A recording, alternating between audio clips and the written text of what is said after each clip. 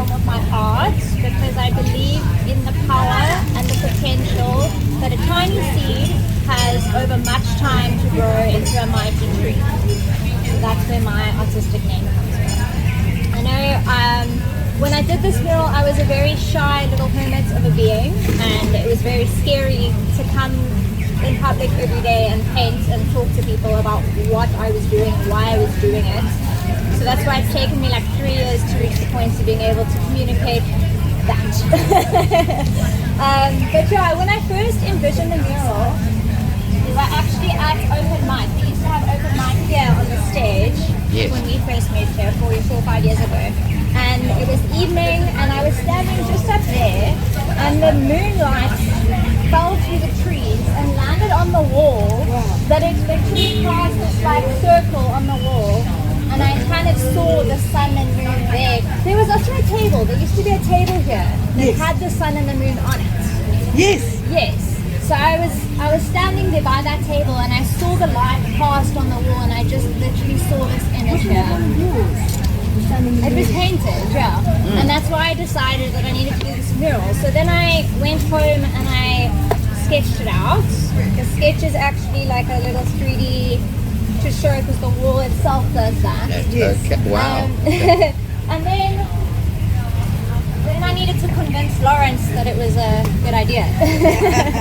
So then I organized to meet with him, very scared, this grown-up man. I still saw myself as this insecure little girl, and I needed to kind of talk to this human about this idea that I had. And yeah, luckily he was very open to it and very excited about it, and we got the project going. But I'm going to go into, that's kind of the informal background of it. I'm going to go into the actual, I call it the law, or the mysticism, the actual meaning behind this. Okay, so I'm going to start reading from the script now as it becomes a little bit inauthentic. Okay, so some say the ultimate goal of alchemy was to turn base metals into gold. But as with all things mystical and ancient, it was likely on some level a metaphor for a far more esoteric concept. I believe that the ultimate goal of alchemy is to actually reach personal enlightenment, a complete union of the duality that exists within each one of us. I believe that the concept of turning base metal into gold is merely a metaphor for the process of transforming one's own spirit from unconsciousness and mundane into something quite divine. Symbolized most famously by Da Vinci's Vitruvian Man, which illustrates the alchemical excellence in which man is a microcosmos that symbolizes the entire universe. The circle containing the man is a reflection of the celestial order, and the square is representative of the earth. I believe that we exist on this earth plane in order to engage with it and to create new and wonderful things from our experiences here. However, of course, it can often be a place with a lot of suffering and hardship too, such as the dualistic nature of life. So what is duality, and why were the alchemists seeking a union of these opposing forces? Well, simply put, duality is the idea that seemingly opposing forces can often, and actually do, complement one another. It is the concept that is readily observable in nature, which is in fact where the original inspiration for the yin-yang, one of the most well-known dualistic symbols, come from. In nature, we observe many complementary and yet seemingly opposing forces, such as day and night, light and dark, life and death, man and woman, young and old, animate and inanimate, good and evil. The more you seek, the more duality you will find in nature. Core to the concept of duality is the idea that all of these seemingly opposing forces are not actually contradictory despite surface appearances, but they ought to be taken as two sides of the same coin. As the well-known alchemical saying goes, as above, so below. As within, so without. As the universe, so the soul. Cryptic and poetic as these words may seem, they are simply stating the truth that has and can be observed from a plethora of different perspectives and cultures throughout space and time. The truth that man and nature are one and the same thing. That the processes within our biology mirror and reflect the processes within the cosmos. But the further out into space you peer, and the deeper into the biological, molecular, and atomic makeup of the human body and of the Earth, we come to find that big or small, cosmic or atomic, the same story is being told. I don't believe that man was only created by the divine. I believe that man is divine. And that it's the purpose or the job of the seeker or the alchemist to work with what they've got. Yeah. Is he leaving or is he sucking? He's sucking. He's sucking. Okay. He's staying. Oh, so he stays. He's busy apparently. On a Saturday. To do the best they can with what they have in order to alchemize, transform, and transmute themselves and their lives and the world around them into something more beautiful, more magical, and more divine. From my perspective, the great work is the ultimate life achievement, to attain balance from within one's own being. Not unlike Maslow's self-actualization or the Eastern concept of enlightenment, balance of mind, body, and spirit.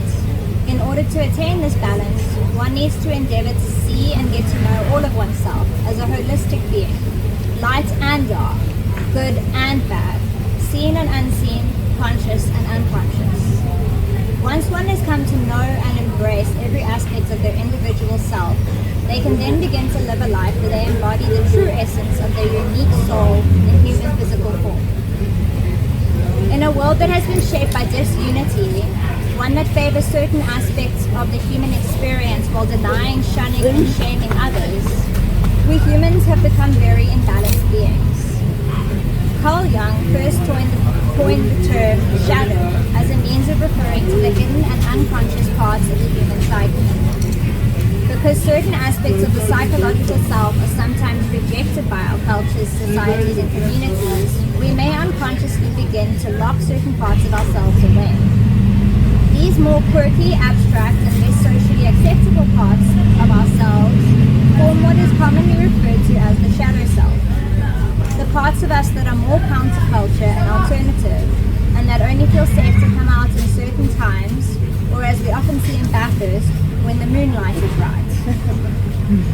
However, this is a term and a concept that I feel is sometimes taken a bit astray by those who merely want to excuse inexcusable behaviors.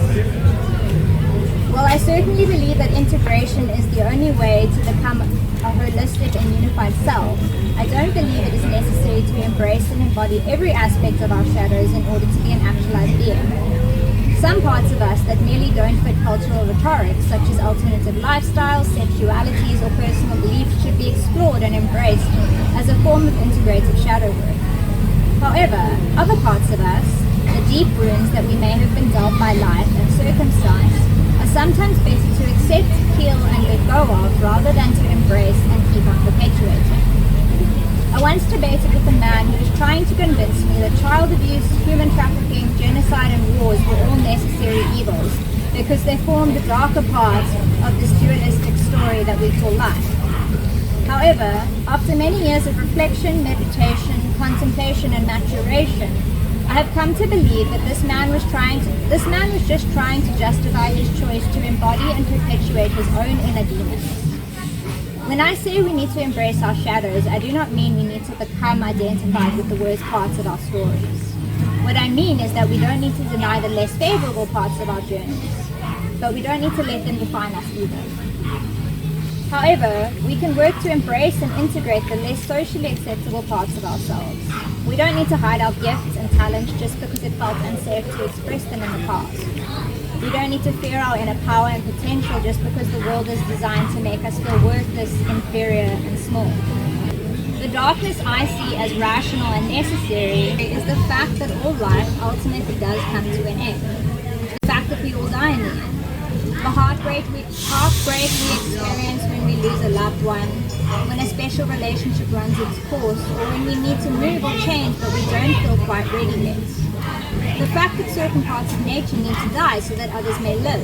like how a lion kills a zebra so that she may hunt another day, or how an ancient tree falls so that new saplings may spawn in the compost of its decaying body. The fact that there is illness and that sometimes people die far too soon. These are all natural and uncontrollable and inconceivable evils that I believe are necessary for the life cycle to continue doing its thing. The more unnecessary evils, I believe, are merely here because we humans have forgotten our divine nature. And I believe that it is the mission of the alchemist to take these really dark parts of life and not to perpetuate them, but rather to transform them, to alchemize them into something beautiful and meaningful. This to me is the great work, the transcendent self-actualization that Maslow spoke of, the enlightenment of the yogis. To me, the very purpose of existence is to learn to live and then to live to learn, and to share that with our fellow humans. Life is a holistic thing. We cannot have light without dark, joy without sorrow, warmth without coldness, and we cannot have life without death. Denying one only means that you will have a dampened experience of the other. Because it is only by embracing the holistic and dualistic nature of reality that we can really fully experience all that life has to offer. So now I'm just going to do a little breakdown of some of the main elements and how they tie into what that was about.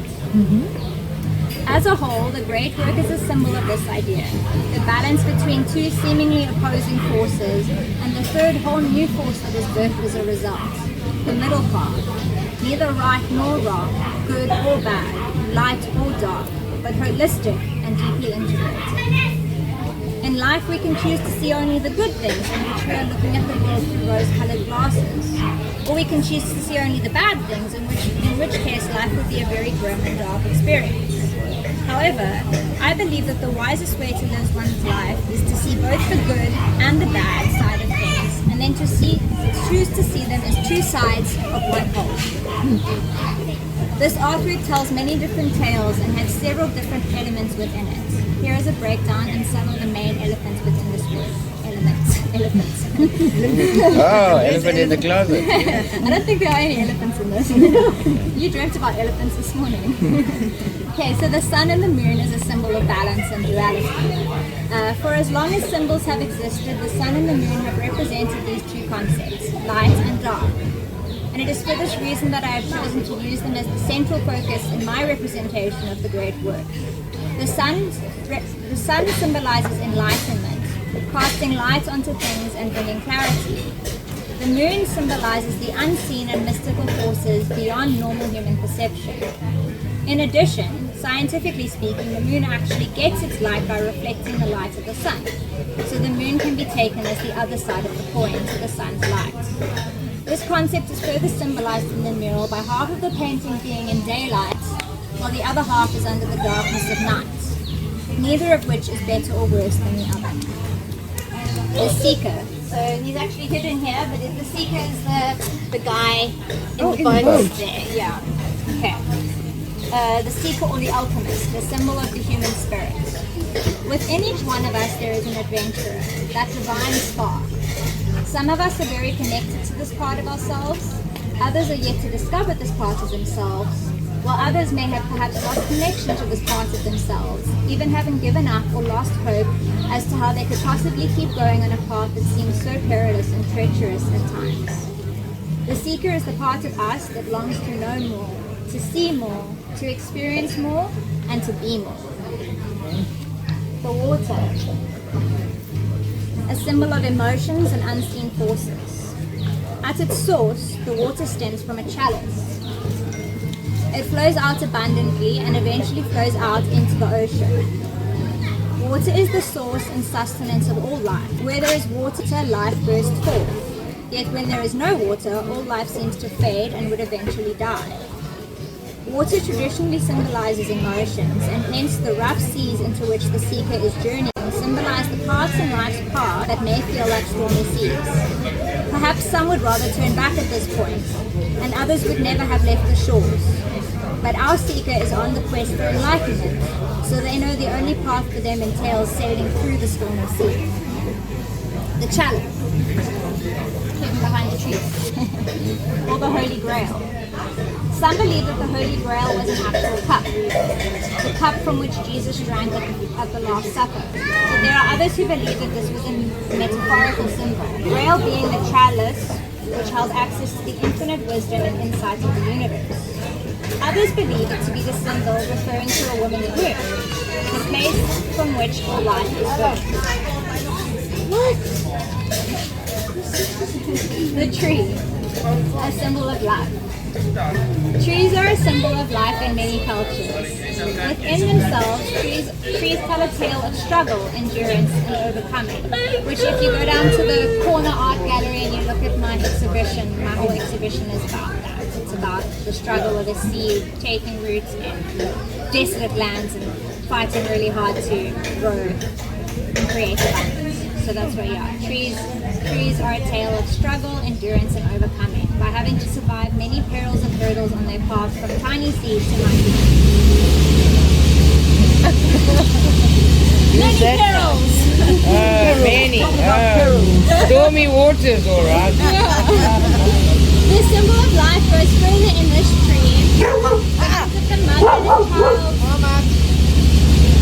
And that's been stated quite a lot now. But there is a woman embracing a baby in the bark of the tree. Up here.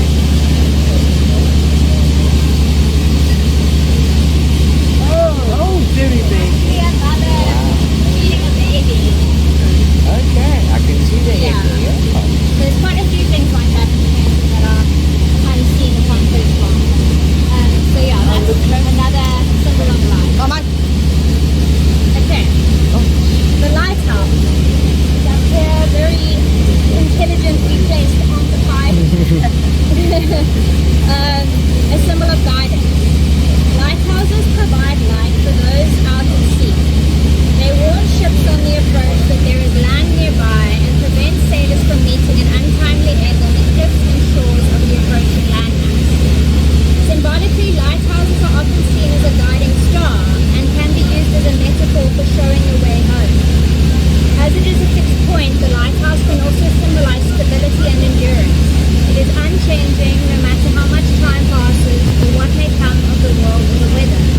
Lighthouses continue to shine day and night, guiding us home. The path leading to and from the lighthouse. The path winds all the way down to the dock by the ocean. The symbol of the journey. The path ascends many steep hills, passes through two dark forests, and has some twists and turns along the way. Climbing up things such as mountains or hills is symbolic of the search for a better life or a higher consciousness. This again is symbolic of life's journey. One may wish that life had been a straight and narrow path, but in truth it will always have unexpected twists and turns and hurdles for us to face along the way. We all have to pass through dark forests at certain times in our path, where things may seem grim, scary, and like life is out to get us. But if we can keep our wits about us and stick to the path, we will always emerge on the other side stronger, braver, and wiser than when we entered the forest or stepped on the path. The forest, the symbol of trials and tribulation. As mentioned above, the forest symbolizes a point in life's journey where things may become darker and harder than they were before. But as the seeker knows well, the only way out is through. It is unwise to turn back when things get tough, even though it may seem safer or better to go back from whence you came. This is because life is about growing and moving forward. So even if you manage to sneak backwards, it will never be the same as you are naturally meant to keep moving forward. The bird's nest. Here, up there in the tree. A symbol of life and the struggle for survival. Every year, birds return to battles from all over the world. They meet their partners, build nests, and conceive, birth, and nurture their young.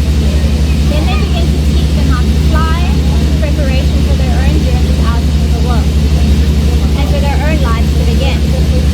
At one point in life, we were all a newborn hatchling, scared, small, and vulnerable, absolutely dependent on our parents to provide for us and to protect us. But as life progresses, we are meant to grow stronger and eventually take off and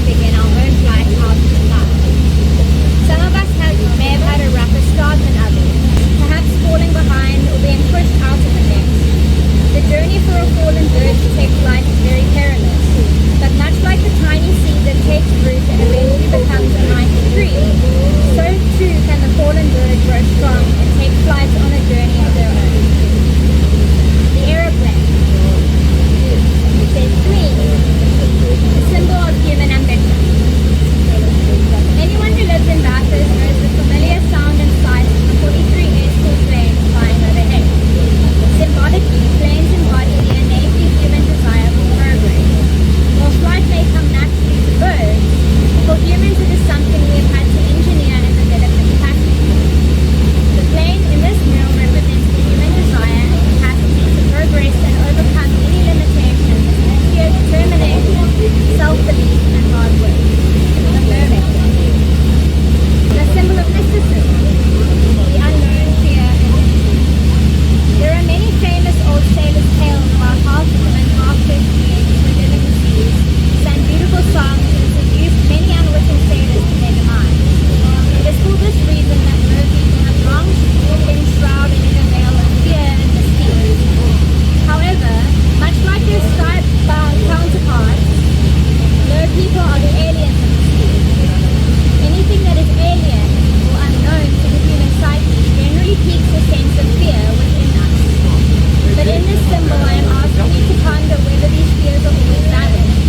Perhaps the mermaid can help out their seeker safely through the storm with their knowledge of the depths and mystical otherworldly powers.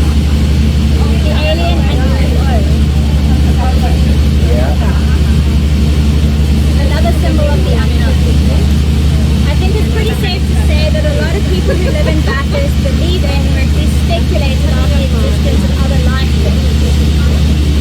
Symbolically, the alien and their spaceship form a part of the dark side of the story.